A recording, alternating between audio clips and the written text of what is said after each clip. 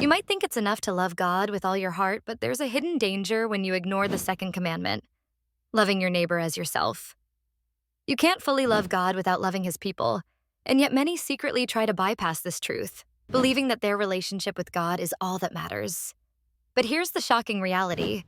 Loving God but not his people creates spiritual isolation and hypocrisy. Jesus made it clear in 1 John chapter 4:20, "Whoever claims to love God yet hates a brother or sister is a liar." You can't claim to love God if you're turning a blind eye to the needs and hurts of those around you. This silent disconnect will slowly harden your heart, and it will be easier to justify cutting people off, ignoring their struggles, or simply treating them as less important than your own spiritual pursuits. The second danger is that you miss out on God's blessings. God calls us to love one another because it's through this love that we experience his presence most profoundly.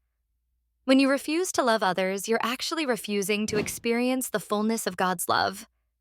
Jesus taught that by loving others, we reflect his image to the world, and this is how people will know we belong to him. John 13:35. If you're not loving the people around you, how can you expect to be a vessel for God's love to others? The third danger is that it undermines the gospel message itself. The gospel is about reconciliation, both with God and with each other. When you love God but refuse to love people, you're distorting the very essence of the message that Jesus died for. The Apostle Paul writes in 2 Corinthians 5:8-19 that God has reconciled us to himself through Christ and gave us the ministry of reconciliation.